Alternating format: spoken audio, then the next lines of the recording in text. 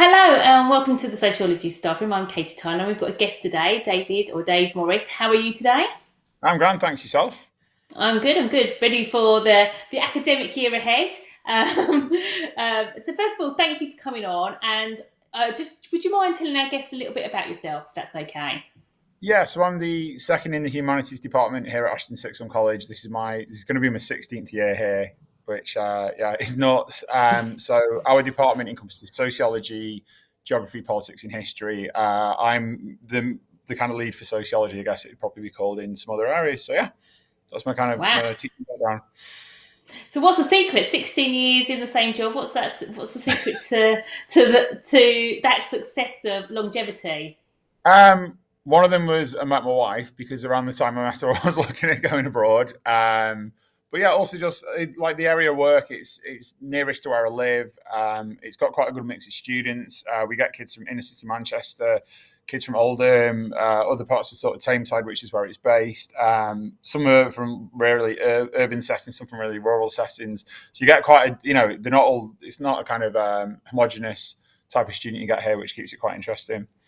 Excellent, that sort of diversity Yeah. of students. So obviously, we're here today to talk about sort of, I suppose, research Yeah. versus classroom practice, and yeah, just really sort of. There's no hard and fast rules, is there, around it? I mean, that's the point of this sort of discussion. As someone that's been sort of, as you've been teaching for 16 years, it's just something good to ponder and debate. And I appreciate you're just one person. There's lots of people that have different views, and that's okay too, as we know as sociologists. So, um, yeah, what's the current research that you've been looking at? What's interest you in regards to sort of research? So the college I work at, we run staff members at the kind of at the end of each academic year sign up for the following academic year for a year long CPD thing. And so last year I did one called the Journal Club. I'm a big reader, and it was basically read some academic research and then implement it in your classroom. So, all right, this sounds quite good. So yeah, in terms of doing my own research, I've not done a lot for a while, but we were given reading to do based on the kind of themes. So I was looking at pedagogy, and so my colleague who ran the course gave us various books to read, and I think there was three that we read that really stood out, which I've got with me. So there's Understanding How We Learn, a visual guide by Yana Weinstein and Megan Sumeracki, with a guy called, I think it's Oliver Caviglioli, does the illustrations. Tom Sherrington's Rosenstein's Principle in Action. And then probably the best teaching book I've ever read, I don't know if you guys have come across this, Boys Don't Try by Matt Pinkett and Mark Yeah. Roberts. I absolutely love that. And so I found through doing the reading, even though it was other people's research, that started to have an impact on my own classroom practice. So yeah, and I found those really interesting, and they definitely shaped the way that I approach teaching more than other training or CPD I've had in the past.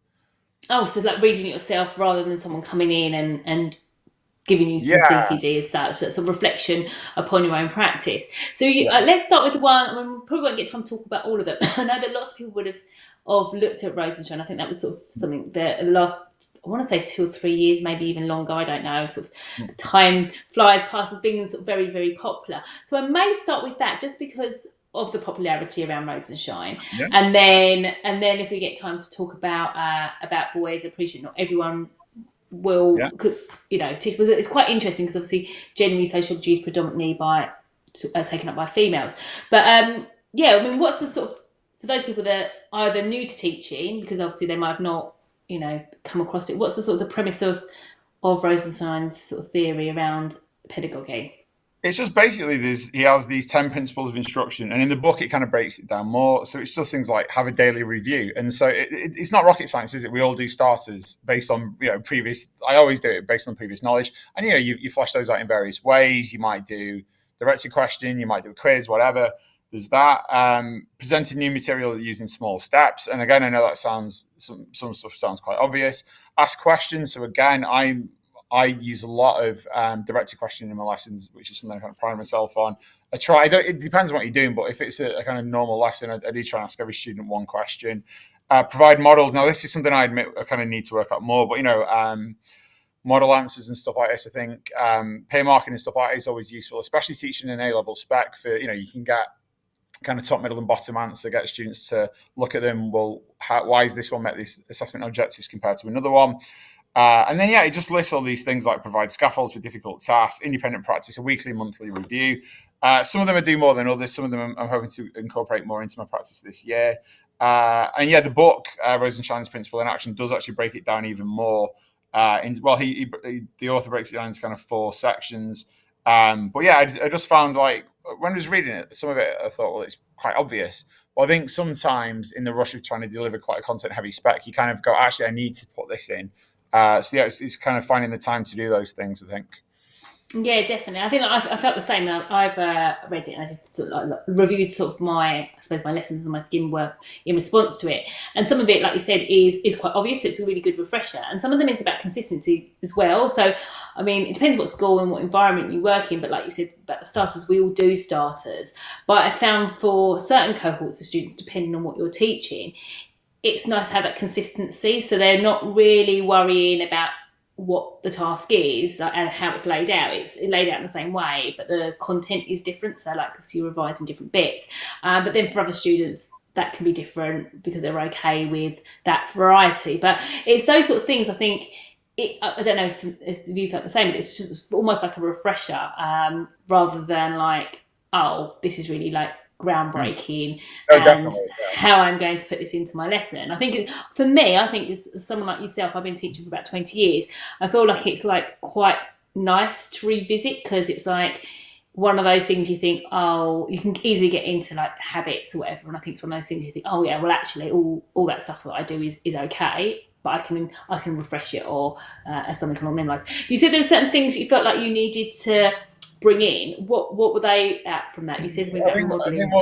I think more the scaffolding this year, just to give students again more. I think last year we were quite pushed for time to get through the spec, and we were doing the normal assessments and stuff with students. But I do feel like perhaps we didn't show them enough of like, okay, this is what a top band answer looks like. I mean, in some ways it's quite difficult because, as you know, you can say, right, here's a really good answer to this question.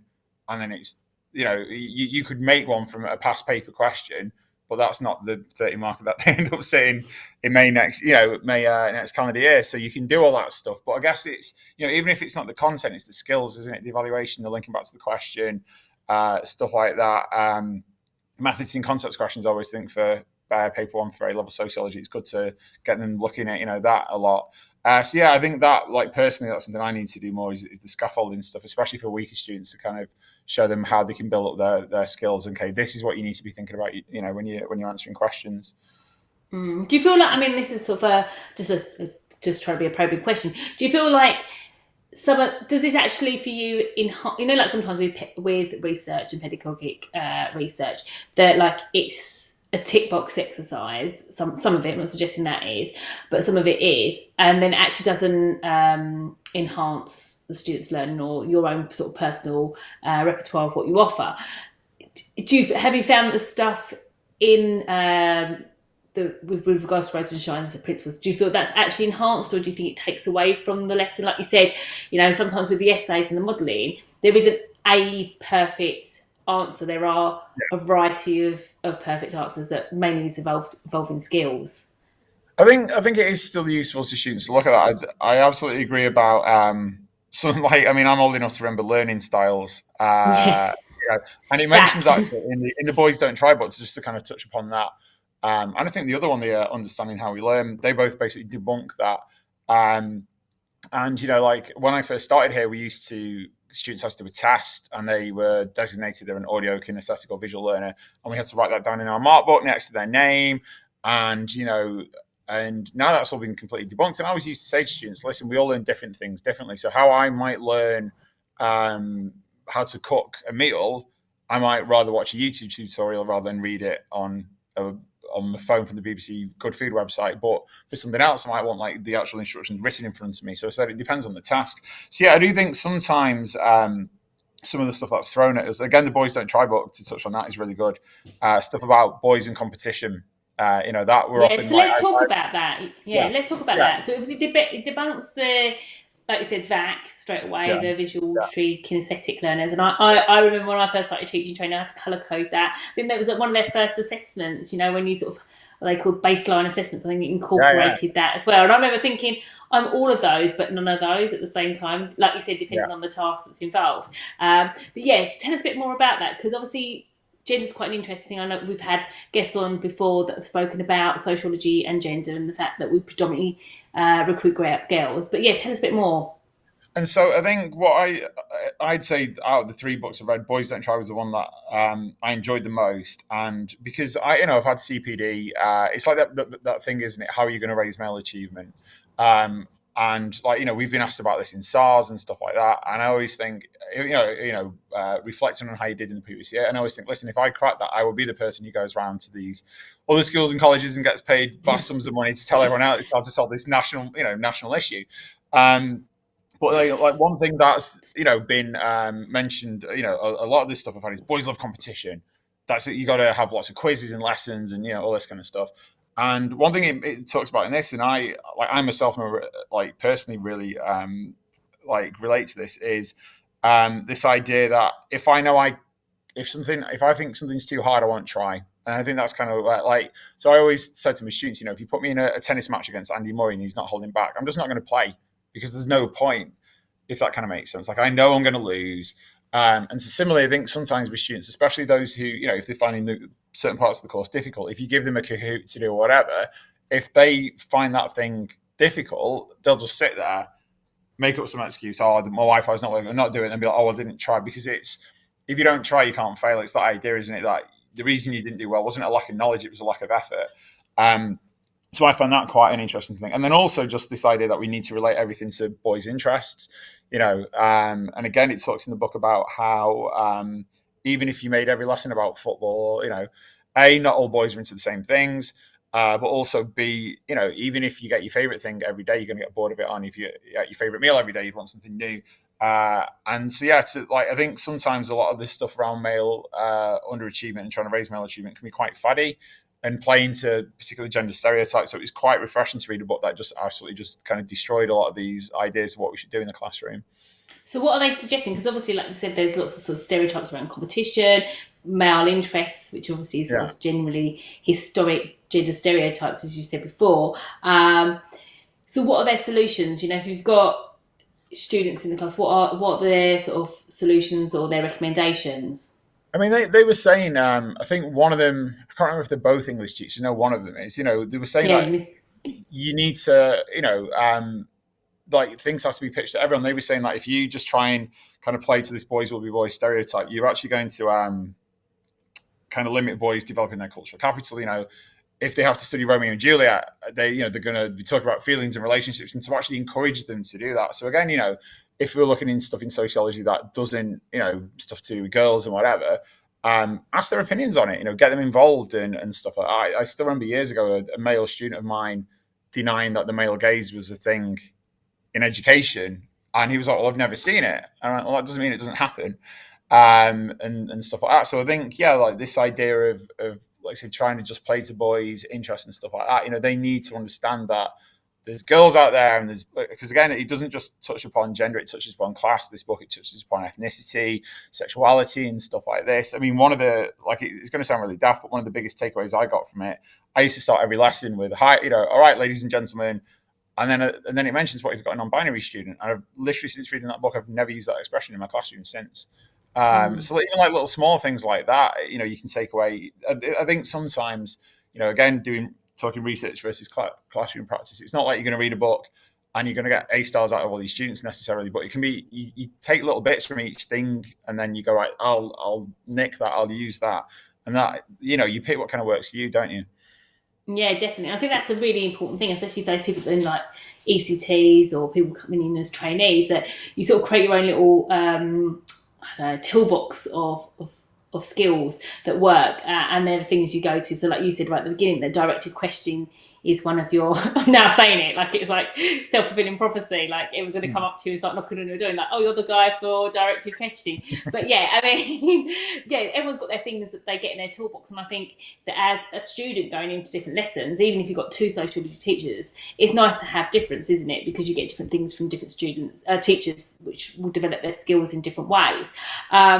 But yeah, there's a couple of things that you said that your takeaways is just the way we use language in the classroom, about sort of developing other skills around, I suppose, like you were talking about emotions around boys as well, so pushing them further. Are there any other takeaways from that book, or those sort of the two sort of key takeaways, or is there, like, because obviously you say it's a really strongly recommended book, and if we're going to go for it. I would definitely recommend anyone who, obviously, if you work in an all-girls school, it's probably slightly less relevant to you, but I'd definitely read that. I'd say just the main takeaway I got, actually, just in terms of time, because I've got a lesson in about 5 minutes, is the understanding how we learn one. One thing I found, so with this, it was more how I taught my students to revise, because obviously the past 2 years we've had, It's real life. Yeah. So yeah, we had the 2 years of students who hadn't sat their GCSEs, and we really saw that in terms of trying to get them prepared for their exams. So this book talks about what do they call it? Retrieval practice. And again, it's like with the Rosenstein thing, like, well, duh.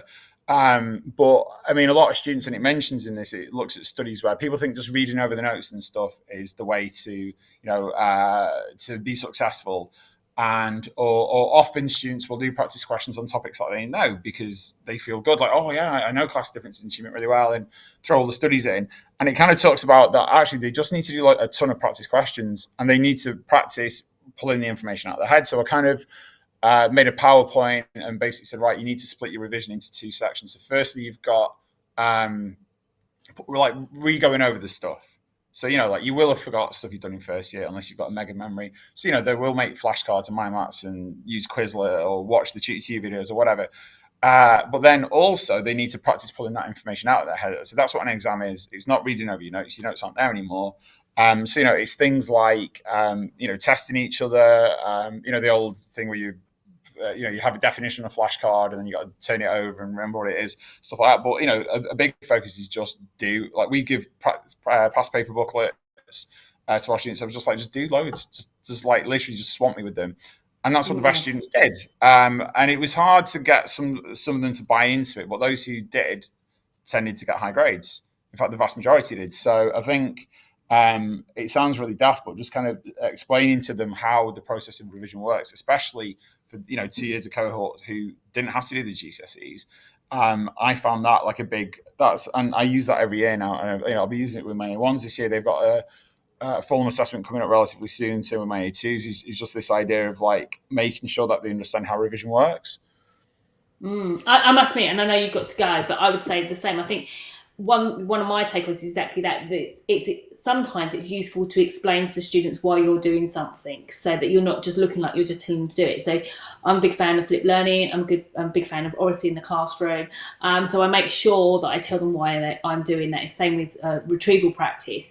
And then they know that you're not just doing it for the sake of it. There's a method to your madness, and you thought it through. And I think sometimes they're more likely to get that buy-in. I appreciate you've got to go, but I will definitely think about those books, and I'm sure lots of people will be revisiting Rosenstein as well, because I know that's a popular one at the moment. Love more time to talk to you, but I appreciate you're going to go. But maybe again sometime. You have a great week and look after yourself. Thank you, Dave. Cheers. Thanks for having me. Thank you. Bye. Thank you. Bye-bye.